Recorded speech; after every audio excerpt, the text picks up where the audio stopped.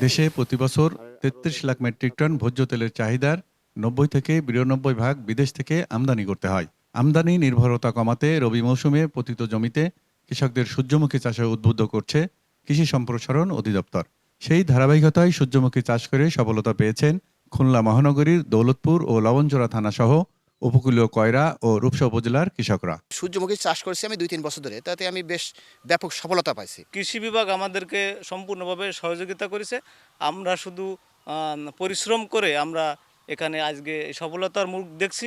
সরকারের কৃষি বিভাগের প্রশিক্ষণ ও যথাযথ সহযোগিতা অব্যাহত থাকলে এলাকার কৃষকরা সূর্যমুখী চাষে আরও আগ্রহী হবেন, যা ভোজ্য তেলের ঘাটতি পূরণে ব্যাপক ভূমিকা রাখবে বলে মনে করেন কৃষকরা। তেল বা বীজ বিক্রি করলে আমরা ৩০ থেকে ৩৫ হাজার টাকা মতো আমাদের আসে। কৃষি অফিস আমাদের বিভিন্নভাবে সহযোগিতা করেছে, প্রশিক্ষণ দিয়েছে।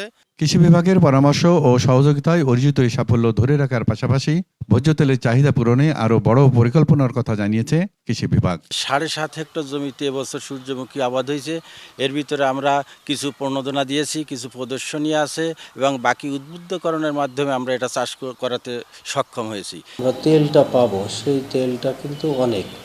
সেই তেলের মাধ্যমে প্রায় খুলনা জেলার ২ লক্ষ লোকের বাৎসরিক তেলের চাহিদা সংস্থান হবে। খুলনায় এবারে রবি মৌসুমে সূর্যমুখী চাষ থেকে ৭,০০০ মেট্রিক টন বীজ উৎপাদন হবে, যা থেকে ৩,৭৫,০০০ লিটার তেল উৎপাদনের প্রত্যাশা কৃষি বিভাগের।